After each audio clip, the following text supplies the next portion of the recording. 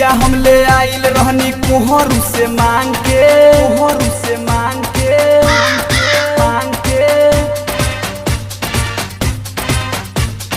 काँव काँव तो करते आइल बैठल हमरा कान पे,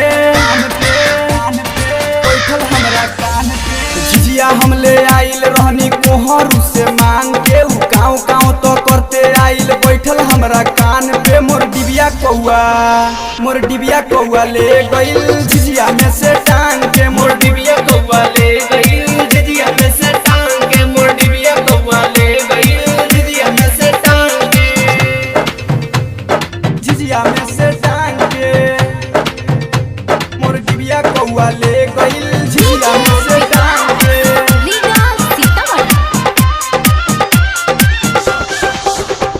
मोर डिबिया कौआ ले गइल झिझिया में से टांग के। प्रेम से बोली याद शक्ति दुर्गा महारानी की।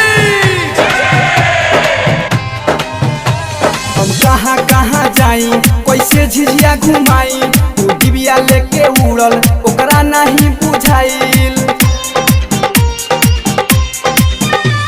हम कहाँ कहाँ जाई कैसे झिझिया घुमाई, तू डिबिया लेके उड़ल ओकरा नहीं बुझाइल। तू घूम घाम के आइल रहे कहाँ कहाँ धान के, कहाँ कहाँ धान के, कहाँ कहाँ धान के। तू घूम घाम के आइल रहे कहाँ कहाँ धान के। मोर डिबिया कौआ, मोर डिबिया कौआ ले गइल झिझिया में से टांग के, मोर डिबिया कौआ ले गइल झिझिया में से टांग के, मोर डिबिया कौआ ले गइल झिझिया में से टांग के।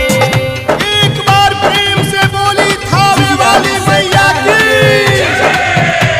मोर डिबिया कौआ ले गइल झिझिया में से टांग के।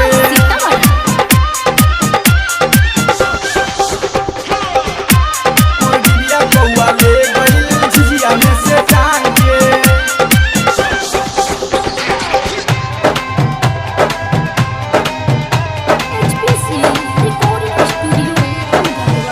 कहे जमेला चंदन का तू रोवेलू चिलाई, भोला सोने ही सरवन से लो दोसर मंगाई।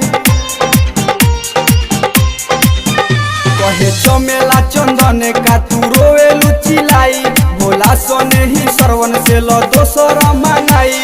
चंदन अनमोल ना ले अइले दोसर मांग के, दोसर मांग के, दोसर मांग के। लड्डू हरिओम ना ले अइले दोसर मांग के। मोर डिबिया कौआ, मोर डिबिया कौआ ले गइल झिझिया में से टांग के, मोर डिबिया